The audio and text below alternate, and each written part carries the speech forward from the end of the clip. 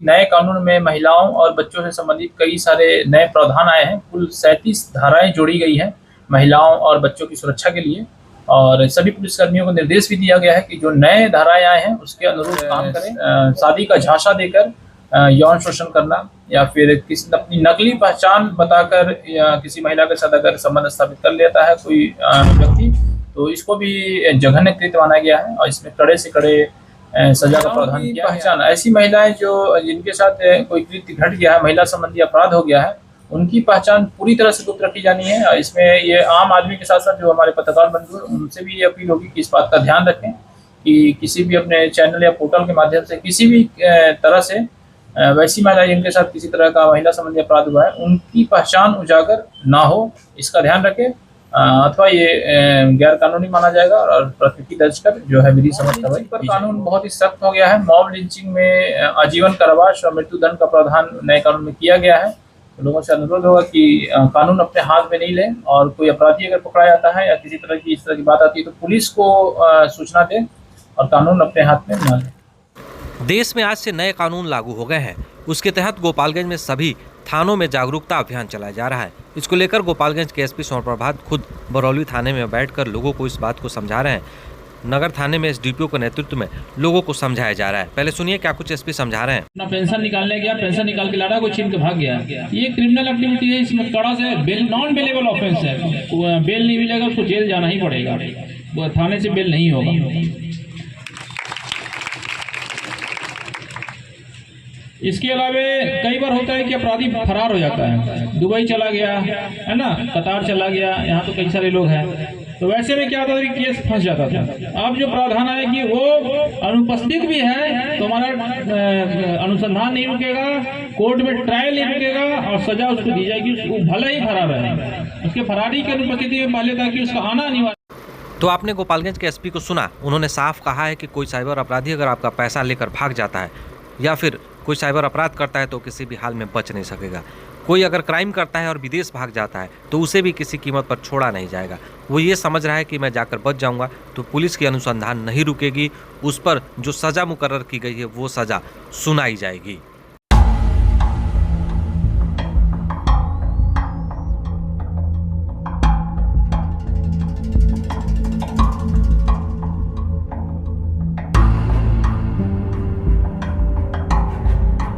अब आइए पूरी खबर विस्तार से समझ लेते हैं।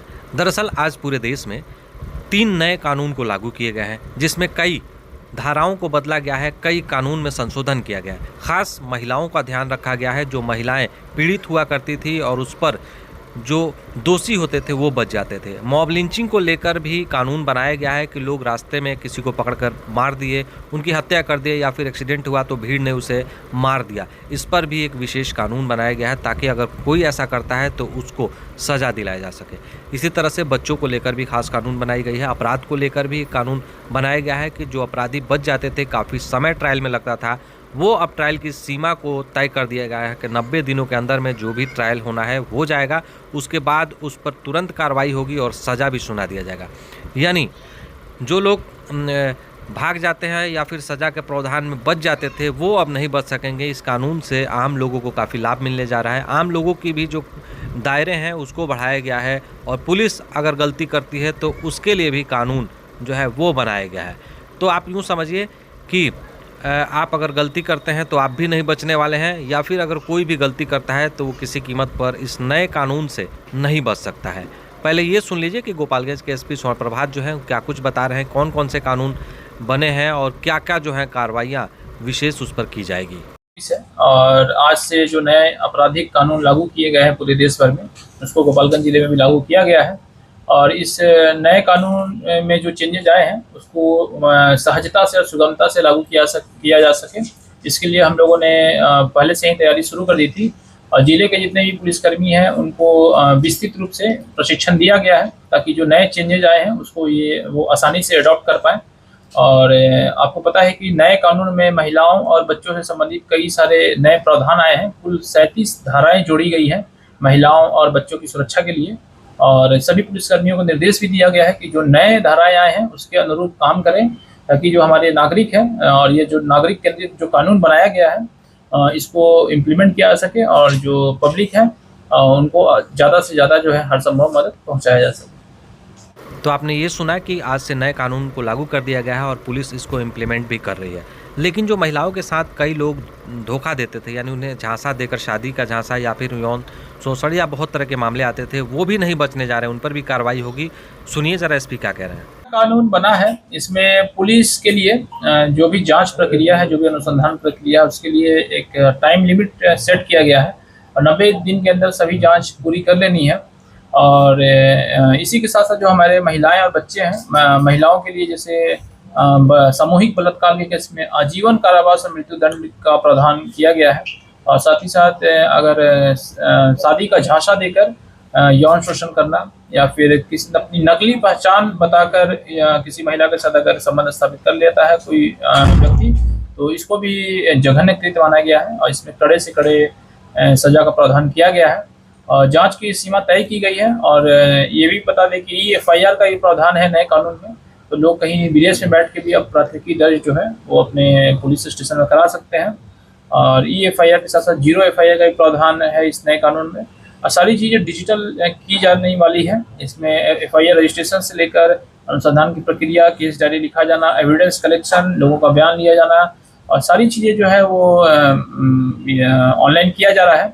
और हमारे जो अनुसंधान है कि उनको लगातार प्रशिक्षण दिया जा रहा है ताकि महिलाओं की पहचान कोई उजागर करता है तो उसका महिलाओं की पहचान, ऐसी महिलाएं जो जिनके साथ कोई कृत्य घट गया है, महिला संबंधी अपराध हो गया है, उनकी पहचान पूरी तरह से गुप्त रखी जानी है। इसमें ये आम आदमी के साथ साथ जो हमारे पत्रकार बंधु हैं उनसे भी ये अपील होगी कि इस बात का ध्यान रखें कि किसी भी अपने चैनल या पोर्टल के माध्यम से किसी भी तरह से वैसी महिला जिनके साथ किसी तरह का महिला संबंधी अपराध हुआ है उनकी पहचान उजागर ना हो, इसका ध्यान रखें, अथवा ये गैर कानूनी माना जाएगा और प्राथमिकी दर्ज कर जो है विधि सम्मत कार्रवाई की जाएगी। मॉब लिंचिंग पर क्या असर कानून? मॉब लिंचिंग पर कानून बहुत ही सख्त हो गया है। मॉब लिंचिंग में आजीवन कारावास और मृत्यु दंड का प्रावधान नए कानून में किया गया है। तो लोगों से अनुरोध होगा कि कानून अपने हाथ में नहीं लें और कोई अपराधी अगर पकड़ा जाता है या किसी तरह की इस तरह की बात आती है तो पुलिस को सूचना दें और कानून अपने हाथ में न लें। तो आपने सुन लिया गोपालगंज के एसपी सुमन प्रभात को। उन्होंने साफ बताया है कि कानून में संशोधन हुआ है और पुलिस पूरी तरह से तैयार है। ऐसे में कोई गलती करेगा तो बच नहीं सकता है और पुलिस भी गलती करती है तो उसके लिए भी कानून बनाए गए हैं। खबर अगर आपको अच्छी लगे तो कमेंट कर हमें ज़रूर बताइएगा। हर रोग का एक ही इलाज मेडिकेयर है आपका समाधान। नवजात बच्चे, शुगर, पेट, छाती, हृदय, मुंह और दांत के अगर रोग से है परेशान तो आइए, मेडिकेयर आपको देगा समाधान। मेडिकेयर में स्पेशल NICU, ICU और दवा सहित अन्य सभी सुविधाएं से है लैस। हाईवे रोड में सबनम होटल के पास B83 स्कूल के सामने है यह मेडिकेयर अस्पताल। लाइक, शेयर, सब्सक्राइब जरूर करें। धन्यवाद।